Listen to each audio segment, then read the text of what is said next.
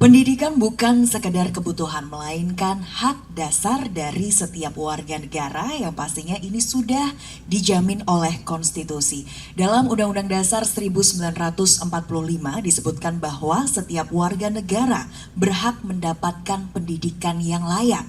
Artinya tidak boleh ada anak yang tertinggal karena faktor ekonomi, lokasi, ataupun kondisi sosial. Maka dari itu, sekolah rakyat hadir untuk rakyat Indonesia, khususnya Jawa Tengah. Bagaimana konsep sekolah rakyat ini, kemudian juga bagaimana nanti kurikulum yang akan dijalankan, kita akan bahas bersama saya Septiana Devi dan 3 narasumber yang sudah hadir bersama kami di kesempatan hari ini dalam Dialog Aspirasi Jawa Tengah tentang sekolah rakyat mewujudkan pendidikan murah dan membumi bersama dengan Sekretaris Komisi E DPRD Provinsi Jawa Tengah, Bapak Haji Zainuddin SHI. Pak Zainuddin, selamat malam.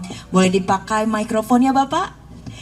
Iya, kabar baik sehat Bapak? Alhamdulillah Mbak. Alhamdulillah. Ini juga ranahnya Komisi E juga ya, karena terkait dengan pendidikan warga Jawa Tengah. Nanti kita akan bahas lebih lanjut pemirsa. Dan di samping Pak Zainuddin, kami juga akan menyapa Kepala Dinas Sosial Provinsi Jawa Tengah, Dr. Andes Imam Maskur MSI. Pak Imam, kita bertemu lagi. Alhamdulillah. Assalamualaikum. Alhamdulillah. Waalaikumsalam. Sehat, bahagia, apalagi kalau mendengar sekolah rakyat ya ini ya.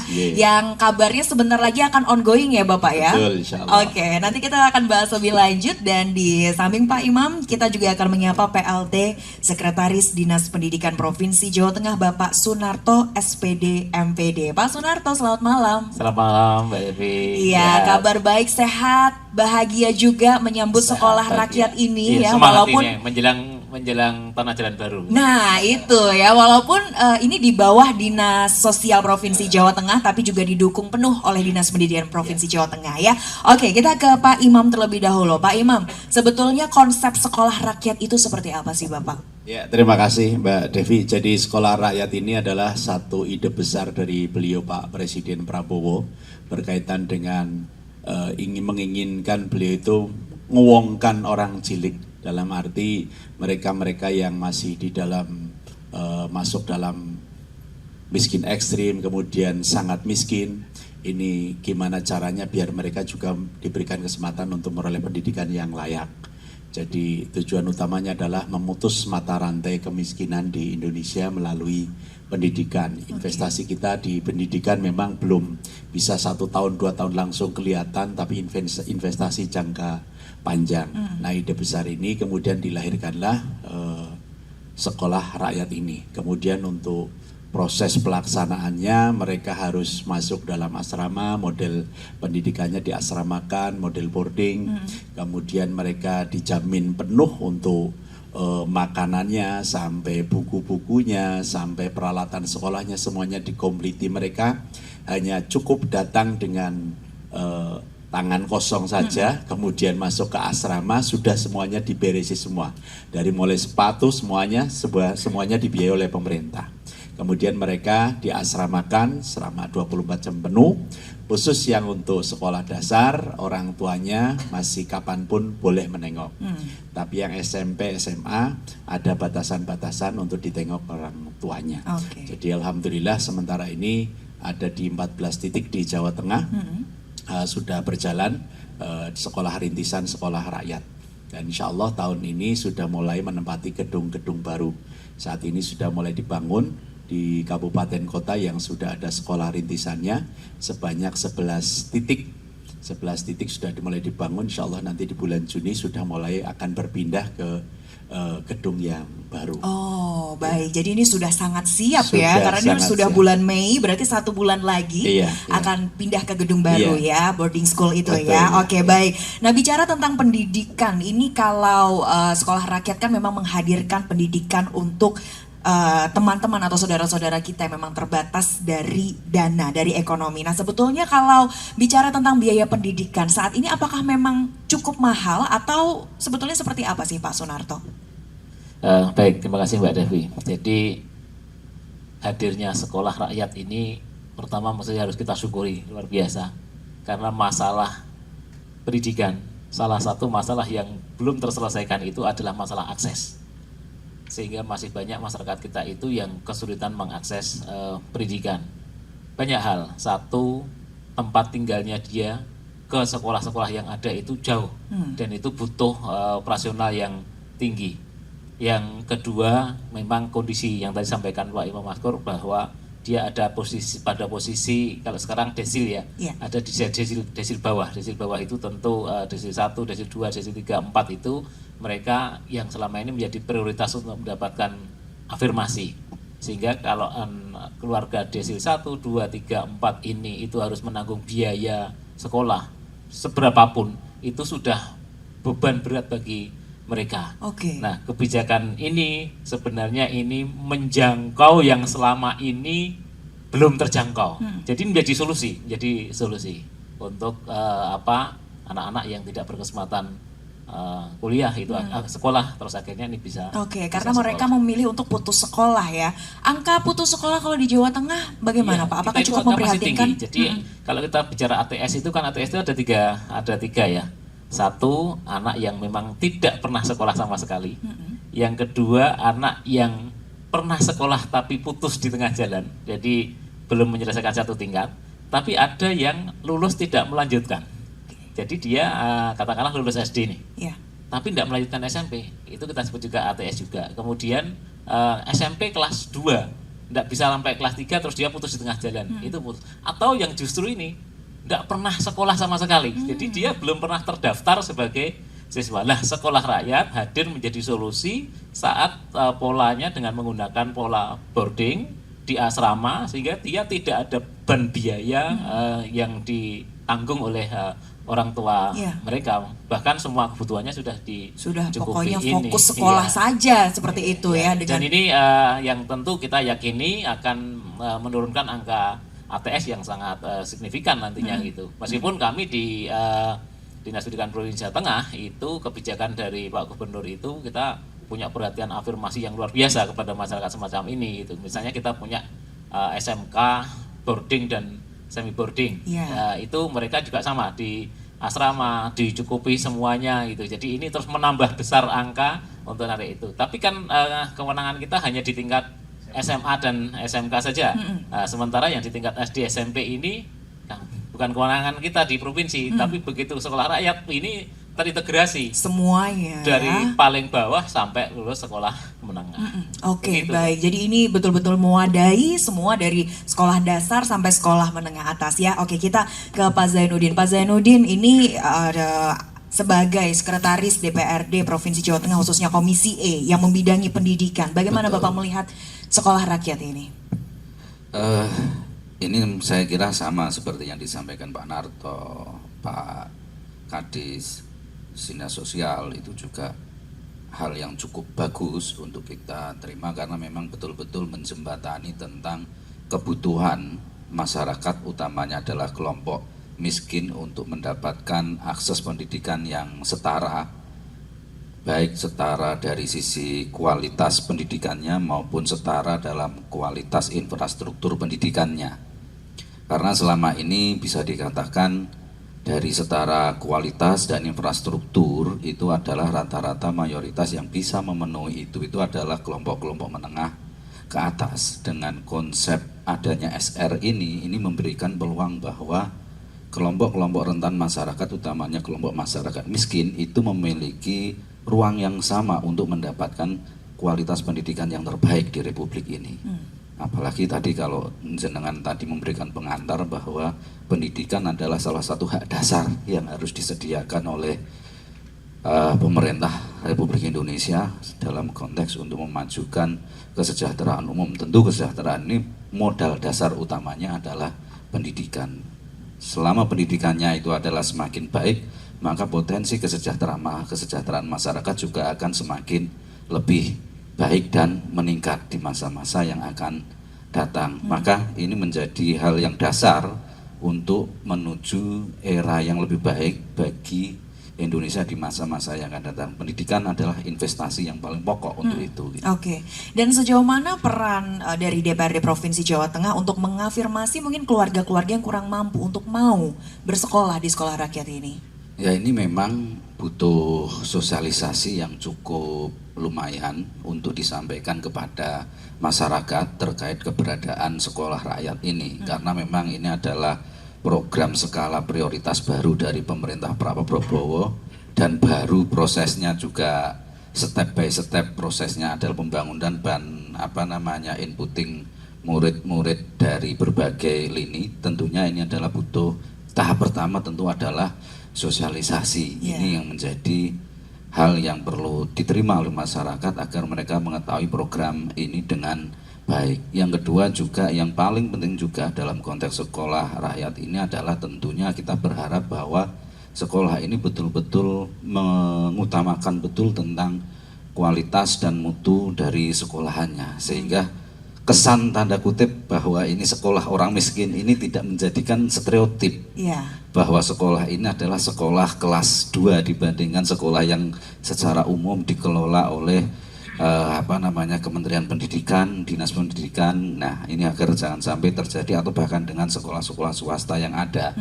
Maka saya kira kalau tujuan mulia diadakannya ini nanti dijalankan dengan benar-benar, maka saya kira ini akan malah menjadi salah satu alternatif yang menarik. Apalagi kalau tadi saya sempat ngobrol dengan Pak Kadis, itu lumayan Pak, itu infrastrukturnya, baik ketersediaan alat peraga pembelajaran maupun bangunannya cukup bisa dikatakan malah bisa jadi untuk sekolah-sekolah tertentu dibandingkan yang dikelola Dinas Pendidikan bisa dikatakan kalah jauh. Nah, ini menarik. Iya. Jadi untuk menghilangkan stereotip itu Betul. ternyata lebih baik secara fasilitas infrastruktur seperti itu ya. Betulkah seperti itu Pak Imam? Iya, betul. Jadi pemerintah kabupaten kota yang siap untuk melaksanakan kegiatan belajar mengajar untuk sekolah rakyat ini memang disiapkan alokasi anggaran yang cukup besar.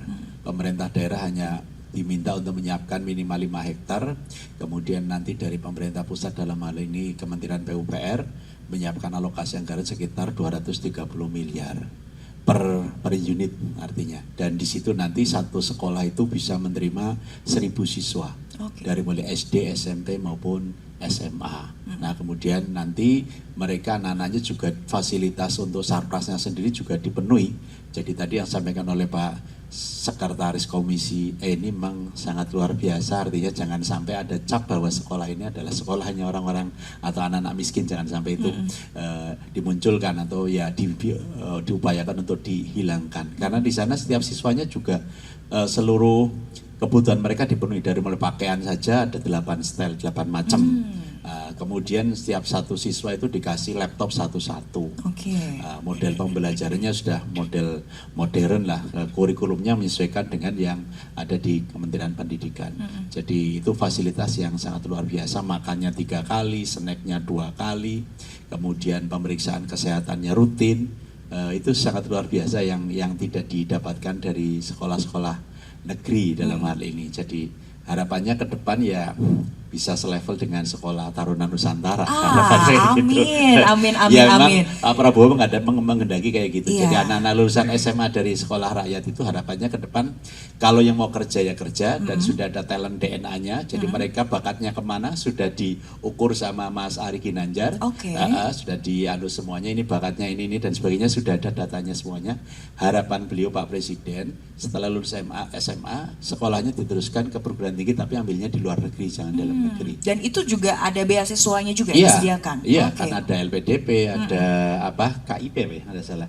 Itu jadi harapan beliau kalau seandainya pengen meneruskan, harapannya ke sekaligus saja ke luar sekalian negeri. Ke luar negeri ya, karena perbekalannya sudah cukup ya Pak ya di sekolah rakyat itu ya, dengan pengajar-pengajar yang kompeten juga. Betul, karena pengajarnya di sana kan diseleksi ketat, terutama bahasa Inggrisnya. Jadi guru sampai kepala sekolah itu harus bahasa Inggris lancar. Yang masuk yang ngajar di sekolah rakyat itu seleksinya cukup ketat. Iya. Dan insya Allah ya untuk kesejahteraannya mungkin rotok tinggi di guru-guru di sana. Di sekolah rakyat ya. Kita tahu Indonesia juga punya sekolah Garuda. Berarti tidak kalah juga dengan sekolah Garuda dengan stereotip kalau sekolah Garuda itu adalah sekolahnya orang-orang yang berduit ya, orang-orang yang prestasinya mungkin atau privilege-nya mungkin lebih besar, Pak. Ya, mudah-mudahan nanti sekolah rakyat juga akan ngikuti itu semuanya. Jadi memang setelah berapa bulan pembelajaran ternyata juga ketika ada semacam lomba-lomba dan sebagainya, banyak dari siswa-siswa kita tampil sebagai juara dari sekolah rakyat. Jadi alhamdulillah mereka bisa perform untuk bisa bersaing dengan sekolah-sekolah yang lain. Nah, luar biasa. Mungkin dari tayangan kita hari ini banyak yang tertarik untuk masuk ke sekolah rakyat. Bagaimana caranya? Nanti kita akan bahas. Tetaplah bersama kami dalam Dialog Aspirasi Jawa Tengah.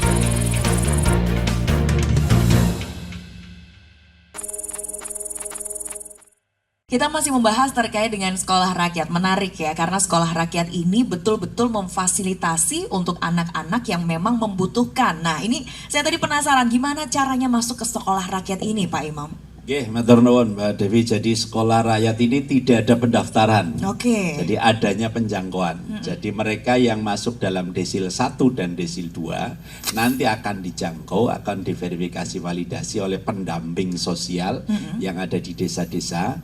Kemudian nanti diwawancara sampai di foto kondisi rumahnya dan sebagainya. Kemudian nanti setelah itu diinventarisir. Nanti setelah lengkap diajukan kepada bupati. Jadi bupati sudah tanda tangan, kemudian diajukan ke Kementerian Sosial. Jadi nanti anak-anak yang sekolah di sekolah rakyat itu tanda tangannya tanda tangan bupati, Mbak. Atas usulan bupati kepada Kementerian Sosial agar anak ini masuk di sekolah rakyat.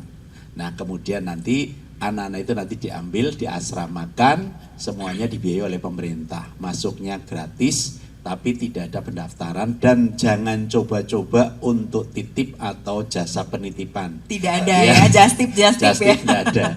Jadi no just tip ya Mas ya.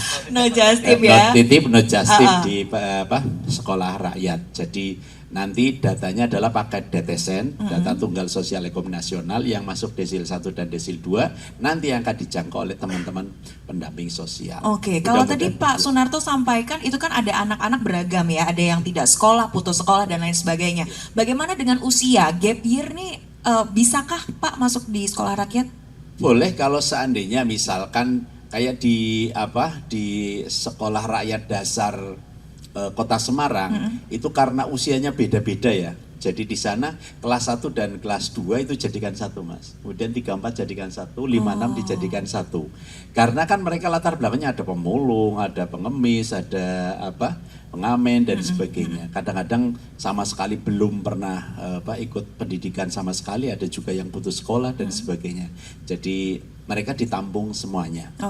Baik. Ya. Kita ke Pak Sunarto. Pak Sunarto, ternyata ini menarik ya sistemnya ya. Kelas 1, 2 digabung, 3, 4, dan 5, 6. Apakah ini juga sesuai dengan pendidikan secara kurikulum untuk anak-anak, sesuai dengan usianya?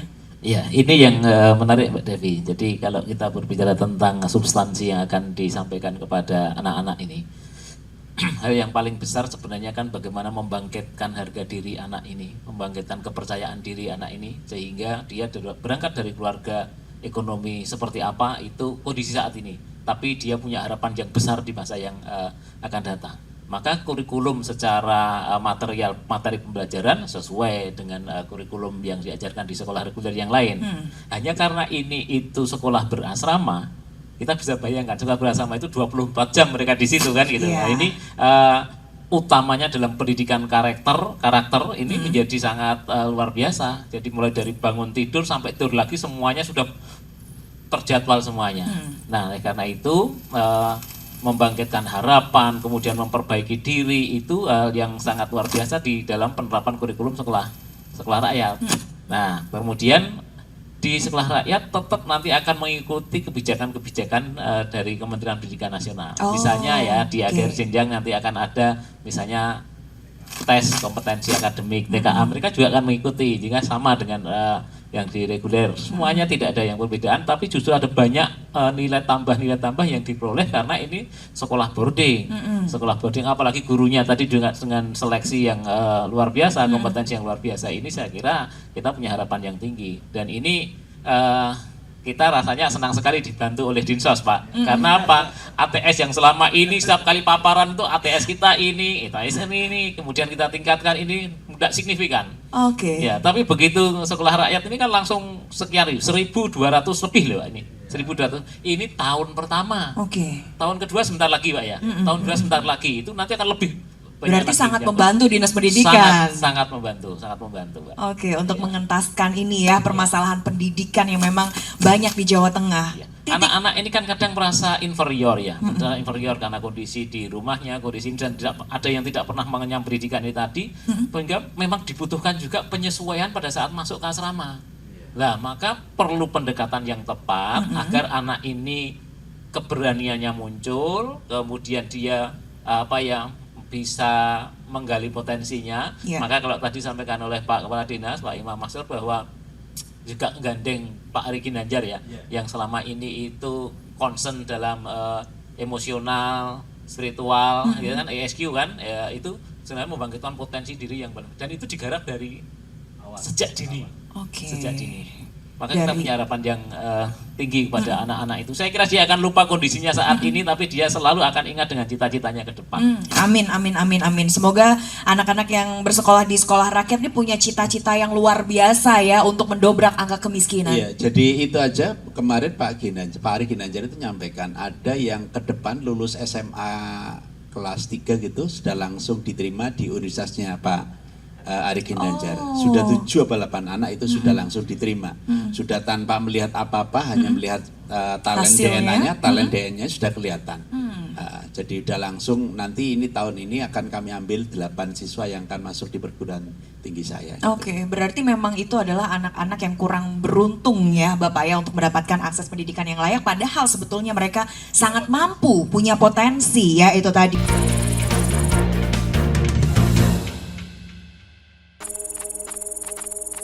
Pak Zainuddin, ini salah satu yang perlu diperhatikan juga ya untuk DPRD Provinsi Jawa Tengah, khususnya untuk mendorong pendidikan. Selama ini apa saja yang sudah diberikan khususnya untuk anak-anak yang mungkin kaum-kaum marginal, Pak?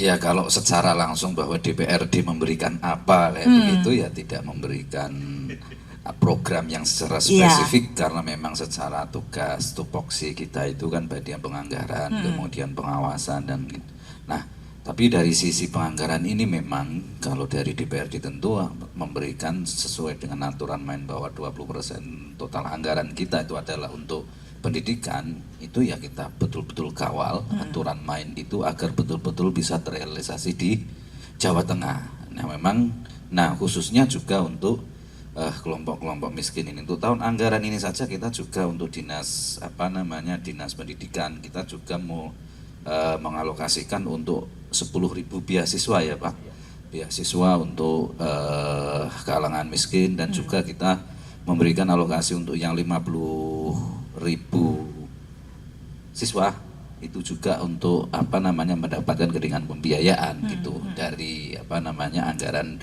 Provinsi Jawa Tengah. Kemudian juga untuk kita dorong juga untuk alokasi anggaran untuk ini beasiswa santri. Ya, ini juga untuk segmentasi tertentu yang memang kita upayakan agar memiliki kesetaraan penerimaan pendidikan. Nah memang kalau juga terkait dengan tambahan juga ya, kalau terkait juga dengan tadi SR ini, saya tertariknya tentang konsep boardingnya ini. Konsep boarding ini kan yang paling pokok saya kira di samping tadi soal kedisiplinan, kemudian motivasi yang kami amati tentang keberhasilan dalam konsep sekolah boarding itu adalah kalau sejak dini itu juga diselenggarakan pembahasan bahasa yang intensif sejak dini, maksudnya sejak SD itu sudah dilatih bahasa Mandarin, bahasa Inggris, bahasa Jerman. Coba bayangkan sampai SMA itu kalau mereka sudah terbiasa dengan bahasa itu akan betul-betul dahsyat itu. Artinya selama ini kita itu kan kurang berhasilnya dalam konteks anak-anak belajar bahasa itu karena memang tidak cukupnya ruang untuk setiap anak itu mempraktekkan apa yang dipelajari sekolahan untuk diucapkan sehari-hari. Padahal kebiasaan mengucapkan bahasa yang dipelajari itu sebenarnya kunci bagi setiap anak untuk bisa berbahasa asing gitu. Nah kalau dengan model boarding ini kan bisa ditarget, terus juga bisa dilaksanakan, lingkungannya juga mendukung. Gitu. Saya juga ada contoh gitu, kalau semisal ada di Mesir itu yang namanya, karena di Mesir itu mayoritas yang kuliah di Al-Azhar, itu kan modelnya setiap orang berasal dari negara tertentu itu kan berkelompok. Lah di Indonesia itu kan jumlahnya besar, orangnya hidup di Mesir, tapi karena gabungnya itu sesama orang Indonesia saja, mereka itu bahasanya itu juga masih pakai bahasa Indonesia. Nah, akhirnya saya tanya, ini lah terus bagaimana perkembangan kemampuan berbahasa Arabnya di Mesir itu ya. Nah, akhirnya juga relatif lambat dibandingkan semisal orang-orang yang kuliah di Arab Saudi, kemudian di Maroko kayak begitu, yang memang secara keseharian mereka itu dipaksa. Nah, dengan adanya boarding ini saya kira saya punya harapan positif yang besar kepada anak-anak didiknya nantinya memiliki kemampuan bahasa asing yang cukup luar biasa dibandingkan dengan mungkin dengan sekolah-sekolah favorit tertentu begitu di setiap levelnya. Oke, karena itulah yang dibutuhkan saat ini ya di dunia kalau ingin bersaing secara global. Nah, kalau masih terkait dengan boarding juga, selain bahasa yang bisa digunakan sehari-hari, bahasa asing ya, yang menarik tadi adalah pendidikan karakter. Nah, kalau Bapak melihat bagaimana ini terkait dengan pendidikan karakter anak-anak kita, Pak? Nah, pendidikan karakter itu kan sebenarnya juga terkait dengan bagaimana pola kurikulum etik yang ingin dibangun di sekolahan. Dan enaknya kemudian dengan sistem boarding ini adalah bahwa sejak kecil mereka sudah dikenalkan dengan etika-etika tertentu yang kita sepakati bersama, baik etika yang didasarkan pada landasan keagamaan maupun etik yang berangkat dari sosial kemasyarakatan yang muncul, semisal etik Jawa begitu umpamanya. Nah, kalau sejak awal konsep ini diterapkan sejak kecil, saya kira ini akan menjadi habit atau menjadi kebiasaan dari setiap anak-anak kita dari kecil hingga besar. Karena kan dari SD, SMP, kalau semisal nanti sekolahnya juga berurutan, ini akan betul-betul tersistematisasi sedemikian rupa perilaku anak-anak itu. Nah, dari situ nantinya dengan model disiplin yang ketat dan juga tata cara etika yang kuat, maka karakter ini otomatis akan terbentuk dari sejak kecil. Problem membentukkan karakter itu kan sebenarnya hanya soal kedisiplinan sebenarnya dalam pola asuh. Nah, dengan adanya di boarding ini, saya kira nanti ketika disiplinan pola asuh ini sudah terbentuk sesuai dengan standar etika tertentu yang kita sepakati bersama, maka saya kira nanti secara tidak langsung karakter akan terbentuk dengan sendirinya. Contoh umpamanya, kita di sekolah dituntut untuk disiplin umpamanya anak sekolah, kemudian pulang karena bapak ibunya itu juga cukup lelah, kadang-kadang itu sudah tidak terlalu kuat untuk mengawasi anak-anaknya untuk tetap disiplin kayak gitu. Paling gampang aja lah dalam soal kesehatan sehari-hari itu kita lihat kayak gitu, mana ketat semisal orang-orang tua kita hanya mengarahkan bahwa kalau habis makan itu adalah cuci piring, atau jam sekian nanti sholat maghrib tepat waktu atau isya kayak begitu. Itu aja kadang-kadang orang tua cukup sedikit tahu itu ya ketika sudah telat waktunya jam 9 sudah sholat atau belum nih jam 9 kayak begitu isya itu. Nah, beda kalau di boarding itu kan nanti terstruktur rapi bahwa makan kayak begitu ngambil sendiri, kemudian kemudian piringnya dicuci sendiri, begitu akan menjadi kebiasaan. Kemudian bahwa habis sepatu diletakkan di tempatnya, ini menjadi kebiasaan-kebiasaan yang baik. Lama-lama kebiasaan baik ini kalau dilakukan secara teratur itu akan menjadi habit bagi diri sendiri. Kalau bahasa ini habitus gitu, ilmu sosial gitu. Nah, itu saya kira nanti hal yang baik pada konteks untuk SR ini gitu. Oke. Banyak hal-hal baik ya yang kita temukan di konsep sekolah rakyat ini, termasuk juga di luar bersekolah ya, anak-anak ini juga selalu dipantau. Nah, pemantauan apa saja yang dilakukan untuk anak-anak selama 24 jam sehari-harinya, bahkan misal ada anak yang sakit dan lain-lain, seperti apa? Ya, jadi ini sekedar tambahan dulu Mbak, bahwa anak-anak yang disekolahkan di sekolah rakyat itu berlatar belakang dari masuk dalam desil 1 dan desil 2, anaknya dimasukkan di asrama, tapi keluarganya tetap diperhatikan. Jadi misalkan orang tuanya nanti diberikan rumahnya tidak layak huni, diberi bantuan dari pemerintah pusat maupun pemerintah provinsi, kasih rumahnya biar layak huni. Kalau mereka belum mendapatkan bantuan sosial, nanti dari kementerian juga akan mendapatkan bantuan sosial. Nah, kemudian untuk tiap harinya mereka anak-anak yang ada di sekolah rakyat ini dari mulai habis bangun tidur sampai mau tidur lagi sudah diatur sedemikian rupa. Jadi tadi yang disampaikan oleh Pak Sekretaris Komisi E memang betul bahwa memang sangat-sangat ketat, terutama dalam hal masalah kedisiplinan, dari mulai tadi yang disampaikan kaitan dengan pendidikan karakter tadi, ada penanaman keagamaan yang sangat luar biasa, kemudian juga kaitan dengan bela negara dan sebagainya, semuanya ada di sekolah rakyat. Jadi harapannya ke depan lulus dari sekolah rakyat punya karakter sendiri dibandingkan dengan yang lainnya. Harapannya wow, luar biasa ya. Harapannya seperti itu. Tidak hanya berbekal ilmu pendidikan saja ya Bapak ya, tapi ini juga bisa nanti berkarakter dan juga berakhlak ya tentunya. Oke, nanti kita akan lanjut lagi obrolan kita pemirsa, tetaplah bersama kami dalam Dialog Aspirasi Jawa Tengah.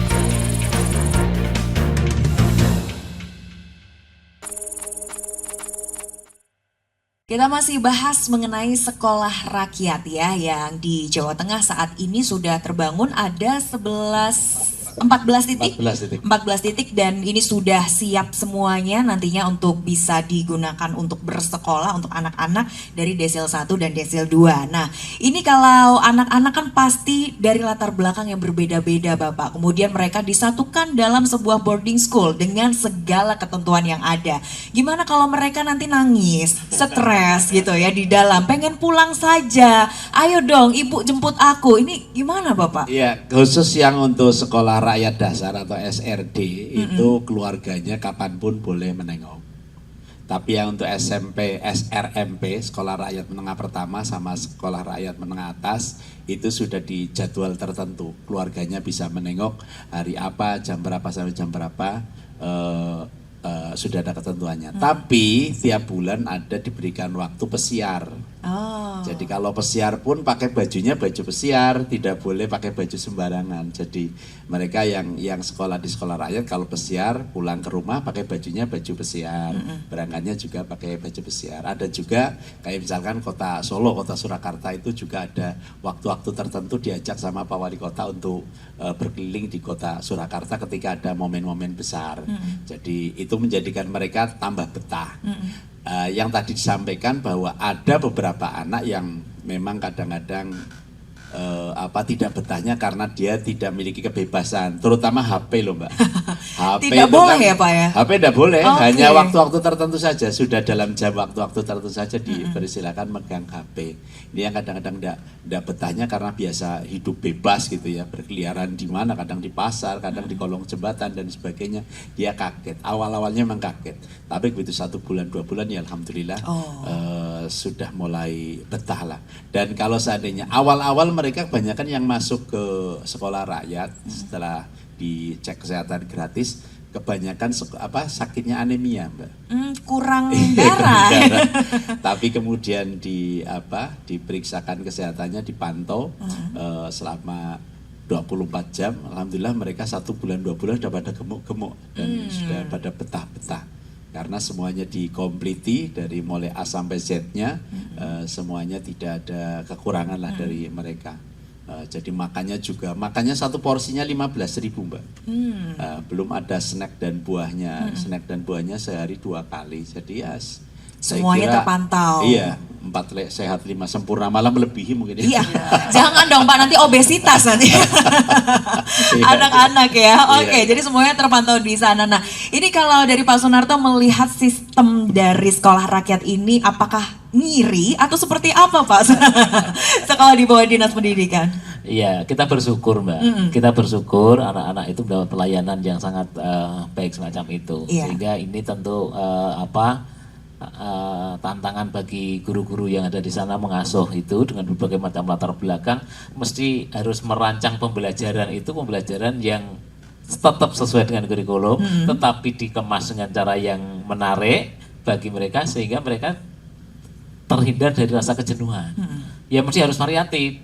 Nah, apalagi kalau ternyata ada pimpinan daerah yang sangat support tadi ya, waktu-waktu tertentu diajak keliling kota dan sebagainya. Ini kan sangat sangat bagus karena di tempat-tempat itu mesti ada hal-hal yang mereka tidak berkesempatan kalau tidak sekolah di situ. Begitu dia sekolah di situ, oh ternyata dapatlah pelajaran-pelajaran yang langsung menjadi sumber belajar sebenarnya. Jadi alam itu dimanapun kan menjadi sumber belajar. Jadi sumber belajar ini dalam pengawasan gurunya. Kalau kami senang sekali, bersyukur sekali saat tadi ya penjangkauan ini kan nyambung ya. Caranya penjangkauan bukan pendaftaran. Nah, istilah saya tadi juga ini kan menjangkau yang selama ini itu belum terjangkau gitu, belum terjangkau karena berbagai macam keterbatasan itu. Ini solusi, maka kita doakan mudah-mudahan SR ini terus berkembang di situ sampai habis anak-anak yang tidak berkesempatan itu bisa ditarik untuk bisa sekolah melanjutkan dan dengan harapan yang tinggi, bahkan tadi kuliah sampai ke luar negeri dengan prodi-prodi yang baik itu, sehingga nanti sekolah rakyat, sekolah Garuda, sekolah reguler semuanya akan berfastabiqul khairat ya dalam kebaikan ini, berlomba-lomba semuanya untuk mengantarkan anak-anak mencapai cita-citanya. Iya, menuju Indonesia Emas 2045 ya. Oke, dan kalau kita bandingkan Pak, kalau di sekolah pada umumnya itu masih banyak yang namanya perundungan. Apakah dengan sekolah rakyat ini mempersempit ruang perundungan atau seperti apa menurut Anda? Ini menarik ini kalau bicara perundungan. Jadi perundungan itu bagaimana bisa terjadi? Sebenarnya kalau terjadi ada kesenjangan hubungan kuasa. Saat yang satu merasa lebih berkuasa dari yang lain, di situ potensi perundungan. Maka yang namanya potensi perundungan bisa terjadi dimanapun dan terjadi oleh siapapun. Nah, oleh karena itu penciptaan suasana kesetaraan ini menjadi sangat penting. Nah, di dalam sekolah boarding kesetaraan itu terbangun betul dari kondisi yang ada, apa yang dia nikmati ini semuanya dengan kebersamaan yang dibangun. Nah, ini maka ruang-ruang itu yang dipersempit. Potensi tetap akan ada. Apalagi misalnya di asrama ya. Di asrama itu kan tidak terus 24 jam, gurunya juga ngawasi langsung ya. Maka bisa jadi di situ timbul relasi kuasa bahwa yang merasa lebih berani, merasa lebih besar itu bisa mempengaruhi yang merasa inferior ini. Maka yang dibangun adalah hubungan kesetaraan. Kalau kesetaraan ada itu yang terjadi akan saling menghargai. Nah, saat saling menghargai itu tumbuh, maka di situ bullying bisa dihindari. Oke, baik. Semoga ya dengan semuanya disamakan, seragam disamakan, sepatu disamakan, fasilitas disamakan, itu sudah muncul kesetaraan. Oke.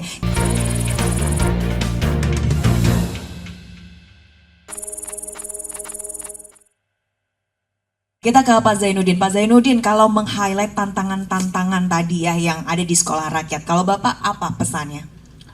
Ya, sebenarnya karena memang konsep SR ini mencukupi semua hal, infrastruktur sekolah dan sistemnya, maka tantangan yang cukup diperhatikan itu adalah ketersediaan anggaran untuk program ini agar bisa berjalan secara kontinu. Tidak hanya menjadi program skala prioritas Bapak Presiden Prabowo, akan tetapi juga nantinya siapapun yang menjadi presiden berikutnya itu juga meneruskan program ini. Karena saya yakin juga investasi yang digelontorkan ini juga tidak sedikit dari sisi anggaran APBN kita. Maka tantangan pertama adalah kontinuitas program ini di masa-masa yang akan datang. Nah, yang kedua tentu adalah bagaimana agar sekolah ini adalah programnya secara kurikulum adalah hybrid. Hybrid itu gabungan antara kurikulum standar yang biasa di sekolah-sekolah kita, tapi juga ada ruang untuk peningkatan skill atau vokasi juga di situ.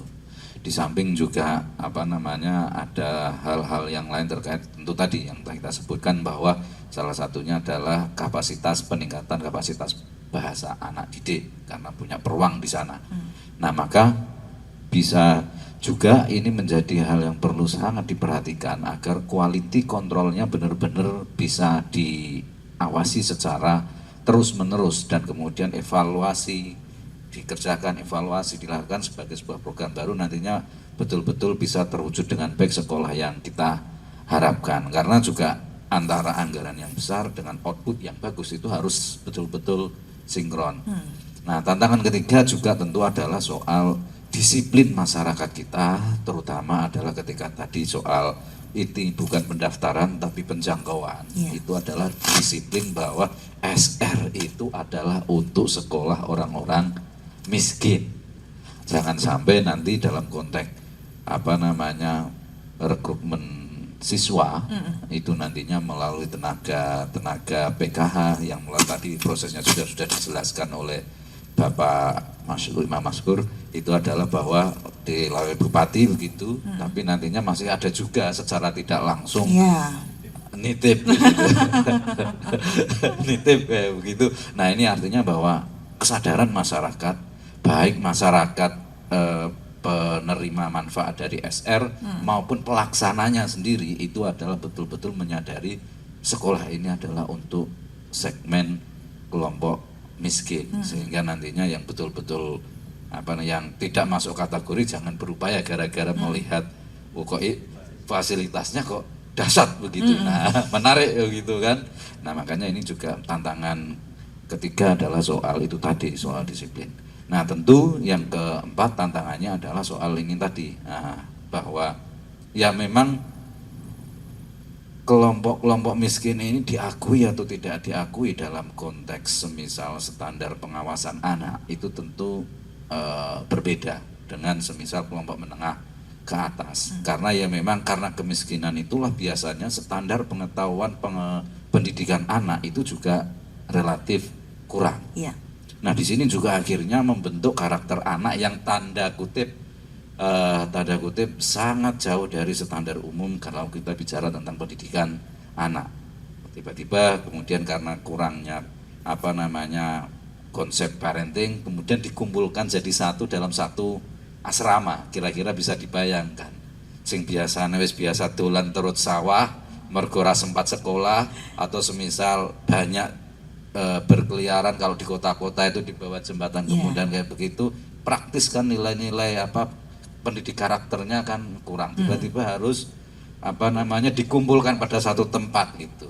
Ya tentu ini bukan stereotip, akan tetapi kira-kira kita bisa membayangkan kalau tidak betul-betul ini dikontrol, itu tadi relasi kuasa yang biasa di jalanan kemudian dibawa ke dalam, ini menjadi tantangan tersendiri bagi pengelola sekolah rakyat agar betul-betul bisa mewujudkan tadi idealitas kita membantu siswa-siswa yang berkarakter dan juga kesetaraan dalam proses belajar mengajar.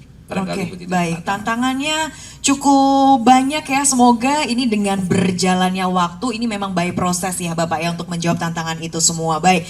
Ini apakah memang saat ini progresnya sudah menuju 100% atau seperti apa Pak? Ya, jadi sementara ini untuk kabupaten kota yang dalam proses pembangunan baru di 11 titik ya Mbak ya.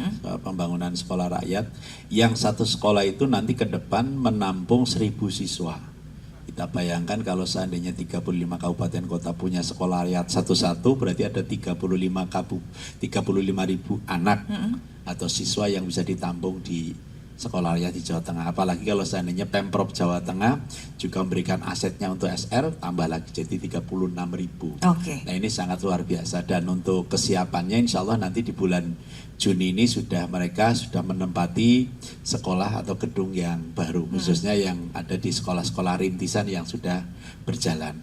Nah, untuk kabupaten-kabupaten kota yang sementara ini belum mengajukan, karena permasalahannya satu Mbak, LSD itu Mbak. Jadi tanah hijau yang akhirnya teman-teman kabupaten kota itu sulit untuk bisa meloloskan tanah yang akan digunakan untuk sekolah rakyat. Oh, seharusnya tidak untuk bangunan. Iya, jadi itu kemudian luas lahan. Luas lahan minimal kan 5 hektar. Karena di sana harus disiapkan untuk lapangan juga, Mbak. Jadi 5 hektar. Kayak kota-kota kan, misalkan kota Surakarta, kota Solo Tigo, itu kan tidak mampu untuk menyiapkan tanah sebegitu luasnya. Jadi yang sementara ini 11 sudah mulai dibangun. Insya Allah nanti di bulan Juni mereka akan menempati gedung yang baru, Baru. dengan fasilitas yang sangat luar biasa. Asramanya semuanya ber-AC, Mbak. Oke. Ruang kelasnya ber-AC. Jadi pengen sekolah lagi ini ya.